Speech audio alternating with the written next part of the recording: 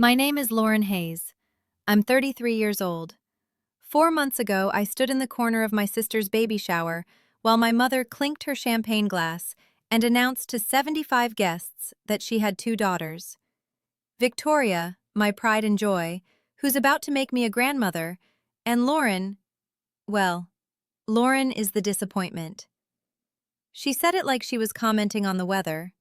Casual, matter of fact, like it was an objective truth everyone already knew. The room went quiet for exactly 3 seconds. Then someone laughed nervously, and the party continued like nothing had happened. But what my mother didn't know was that in exactly 6 weeks, I'd be standing on a stage at City Hall while the mayor presented me with the Community Leadership Award for my work building a network of free child care centers across the city, a program that had served over 2,000 families. And my parents would be sitting in the audience because my sister insisted on coming to support me, bringing them along without asking. Before I tell you what happened when the mayor read my accomplishments out loud, please like and subscribe, but only if you genuinely enjoy this story. Drop a comment. Where are you watching from and what time is it there? I love hearing from all of you. Now, let me take you back to where this pattern really started. Growing up in Charleston, I learned early that there were two categories of daughters, the kind worth bragging about and the kind you apologized for. My family consisted of Dad, a real estate developer who retired at 55 with more money than he knew what to do with. Mom, who'd never worked but ran charity galas like military operations. My sister Victoria, 18 months older than me, beautiful and effortlessly charming. And me, the one who tried too hard and never got it quite right. Victoria got celebrated. I got corrected. When I was 12, I won the regional science fair with a project on water filtration systems. I came home with my blue ribbon and trophy. Mom said, "That's nice, honey. Put it in your room, not the living room. We don't want to look like we're showing off." That same month, Victoria got second place in a beauty pageant. Mom threw a party for 50 people and cleared the living room mantel for Victoria's sash and crown. I told myself it made sense. Victoria's achievement was more presentable. At 19, I got accepted to Georgetown with a full scholarship to study public policy. When I called my parents, Dad said, "That's great, sweetheart. Your sister just got engaged. Can you come home this weekend for the engagement party?" The party cost $15,000. I got a card with a $500 check. I told myself it was fine. Weddings were expensive. Last year, I asked my parents if they could help me with a down payment on a small house. I'd saved $30,000 on my own and needed $20,000 more to avoid PMI. I showed them my budget, my pre-approval letter, my 5-year financial plan. Mom actually laughed. "Lauren, you're 32 years old. You should be able to afford a house by now if you'd made better career choices. We can't subsidize your lifestyle."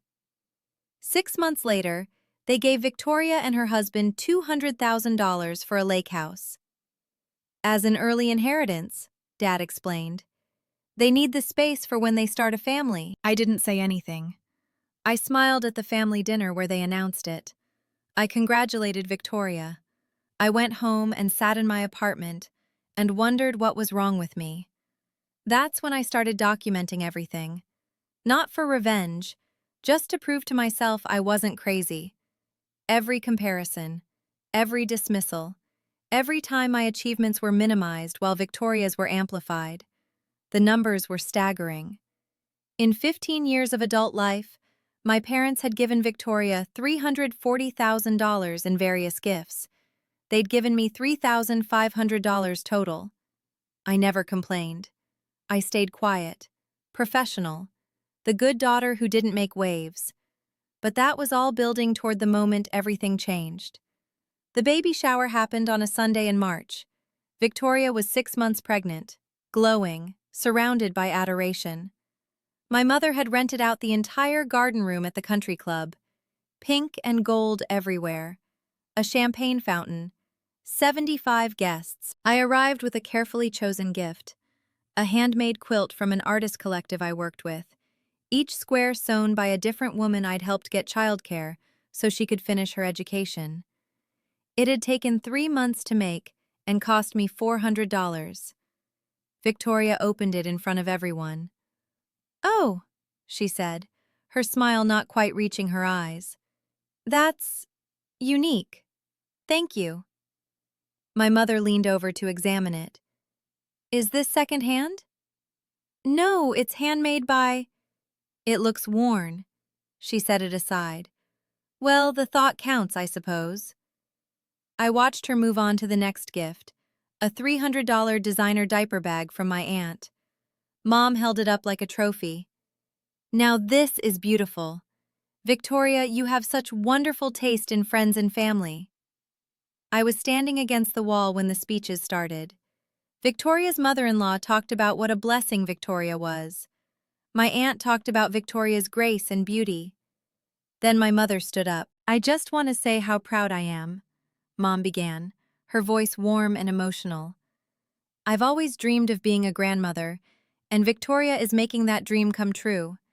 She's everything a mother could hope for in a daughter." She paused, took a sip of champagne. Then she looked directly at me. "I have 2 daughters, you know. Victoria, my pride and joy, who's about to make me a grandmother. And Lauren, well, Lauren is the disappointment."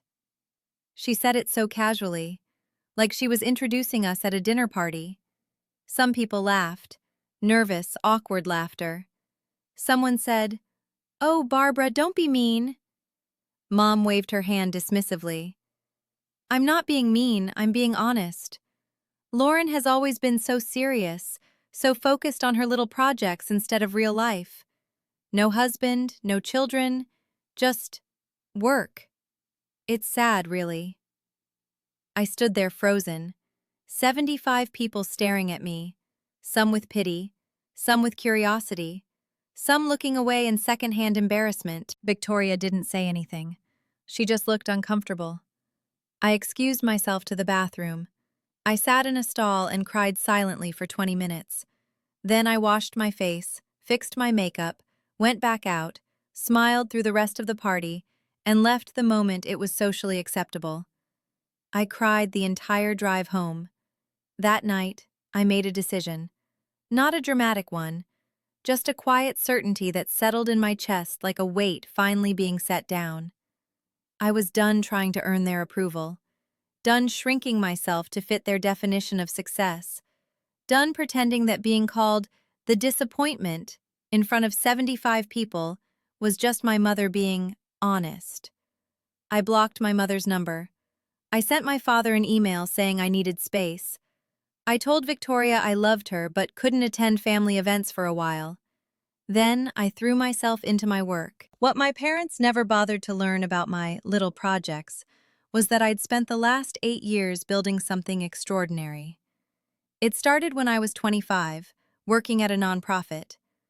I kept seeing parents who couldn't work or go to school because they had no childcare. Waiting lists for subsidized care were years long.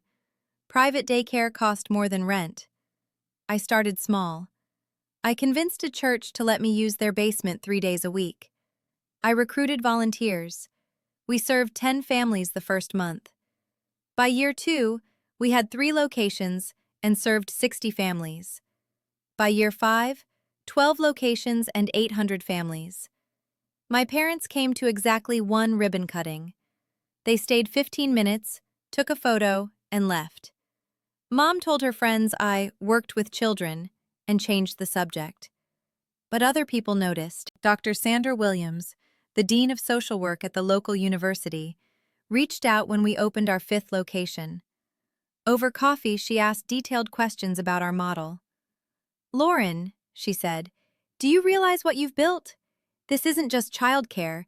This is a sustainable model for breaking generational poverty." Sandra became my mentor. She introduced me to city council members and foundation directors. She nominated me for grants I didn't know existed. "Stop making yourself small," she told me. "What you're doing matters." She was the first person who'd ever said that and meant it. By last year, we had 22 locations and had served over 2,000 families. 300 mothers had finished their degrees. 83 had started businesses. We tracked outcomes meticulously. The data proved we were making a difference. But my parents never asked to see it. Then, in January, Sandra called me. "Sit down. I have news." The city council had voted to make our model the template for citywide childcare. They were allocating $5 million over 3 years, and they wanted to present me with the Community Leadership Award. It's a big deal. The mayor presents it. There's a ceremony at City Hall. You need to invite people. I invited my team, my volunteers, the families we'd served, and Sandra. I didn't invite my parents, but Victoria found out. She saw it mentioned in the local paper, a small article about the award recipients. She called me, excited. "Lauren, this is amazing! I'm so proud of you. Can I come?" "Of course," I said, "but just you, not Mom and Dad." There was a pause. "Lauren, they're our parents. They should see this." "Victoria, Mom called me the disappointment in front of 75 people. I don't want them there." "That was just Mom being Mom. She didn't mean it the way it sounded." "She said it exactly the way she meant it," Victoria sighed. "Please, let me bring them. They need to see what you've accomplished." I should have said no, but Victoria sounded so genuine, so hopeful that maybe this would change something. "Fine," I said, "but you're responsible for them." The ceremony was on a Tuesday evening in April. City Hall's main chamber, set up with a stage and about 200 seats. Local news cameras in the back. The mayor, city council members, previous award recipients on stage. I wore a navy dress that Sandra helped me pick out. Professional, elegant, appropriate. I felt like an imposter, but Sandra kept squeezing my hand. "You earned this. Own it." My team filled 2 rows. Families I'd helped filled 3 more. I saw mothers I'd known for years, some with kids who'd been toddlers in our program and were now in elementary school. And in the back, I saw Victoria, with my parents. Mom was dressed like she was going to a gala. Dad looked uncomfortable in a suit. They took seats in the last row, and I pretended not to see them. The ceremony started with the mayor talking about community leadership, about people who saw problems and created solutions. Then they started presenting awards. When they called my name, Sandra practically pushed me out of my seat. I walked to the stage on shaking legs. The mayor shook my hand, and then she started reading my bio. Lauren Hayes founded the Neighborhood Childcare Collective 8 years ago with a vision that every parent deserves access to quality childcare, regardless of their ability to pay. What started as a single location serving 10 families has grown into a network of 22 centers serving over 2,000 families across our city. I could see my mother's face from the stage. She looked confused, like she was trying to reconcile what she was hearing with the daughter she'd dismissed. The mayor continued. Under Lauren's leadership, the collective has achieved remarkable outcomes. 300 mothers have completed their degrees. 83 have started businesses. The program has created 150 jobs and generated an estimated $12 million in economic activity through increased workforce participation. My father was leaning forward now, actually paying attention. Lauren's model has been so successful that the City Council has voted to allocate $5 million to expand it citywide. Her work isn't just changing individual lives, it's transforming our entire community's approach to early childhood education and family support. The mayor paused, looking at me directly. "Lauren, your dedication, your vision, and your quiet determination to serve others embodies the very best of community leadership. It is my honor to present you with this year's Community Leadership Award." The room erupted in applause. People stood. My team was crying. Sandra was beaming. The families I'd helped were cheering, and my mother was sitting in the back row with her mouth open. After the ceremony, there was a reception. People wanted to talk to me, to take photos, to ask about the program.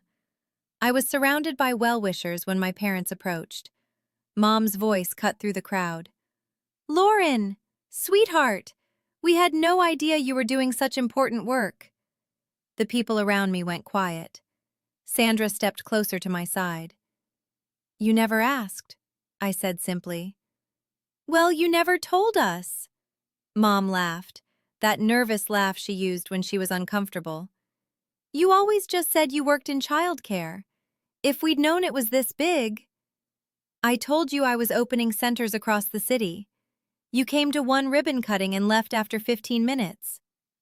Dad tried to intervene. Honey, let's not do this here. Why not? My voice was calm, steady.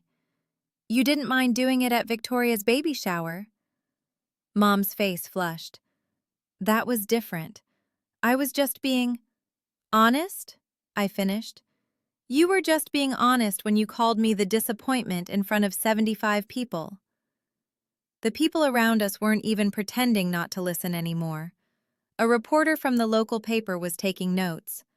Victoria appeared at my mother's elbow, looking mortified. Lauren, I'm so sorry. I thought if they saw... It's okay, Vic. I meant it. I know you were trying to help. I turned back to my parents. For 33 years, I've tried to earn your approval. I won science fairs and you told me to hide the trophy.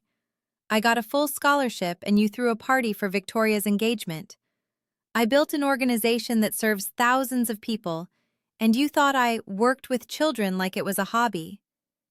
My mother's eyes were filling with tears, but I couldn't stop. I asked you for $20,000 for a house down payment, and you told me I should have made better career choices.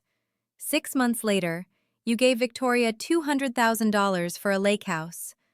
The total you've given her over the years is $340,000. You've given me $3,500. Dad looked stricken. We didn't realize. You didn't realize because you never looked. I felt Sandra's hand on my shoulder, steadying me. You never asked what I was doing. You never came to events. You never looked at the data or the outcomes or the lives changed. Because none of it mattered to you unless it came with a husband and children and a life that looked like what you expected. The mayor was standing a few feet away, listening. She stepped forward. Mr. and Mrs. Hayes, I've been following your daughter's work for 3 years. She's one of the most effective community leaders I've ever seen. The program she built is being used as a model for statewide reform. You should be extraordinarily proud. My mother wiped her eyes. We are. We've always been proud of both our daughters. No, I said quietly.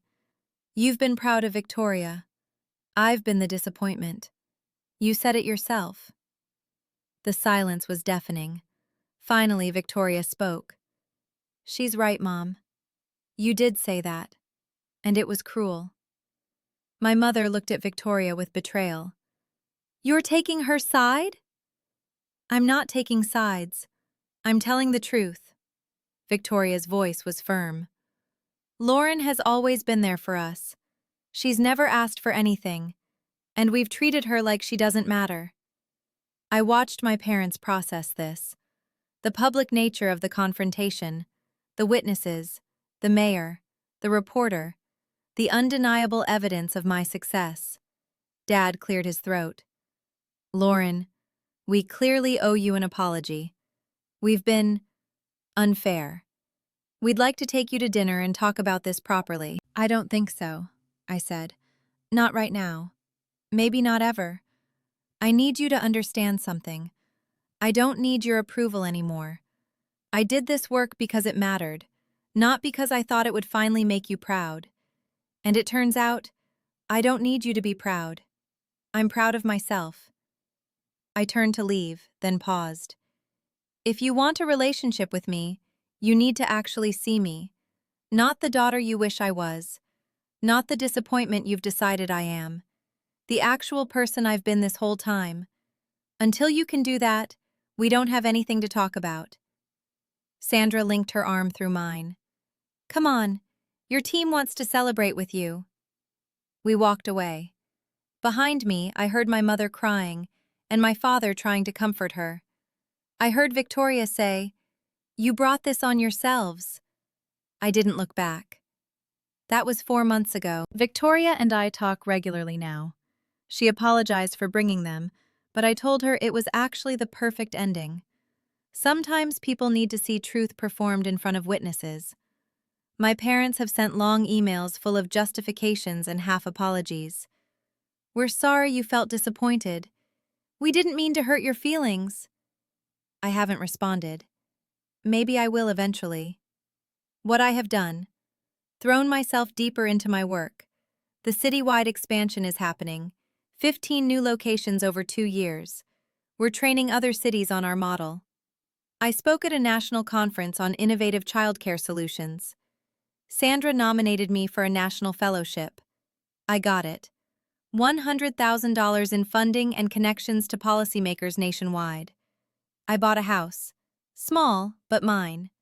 No help. No early inheritance. Just my own work and money.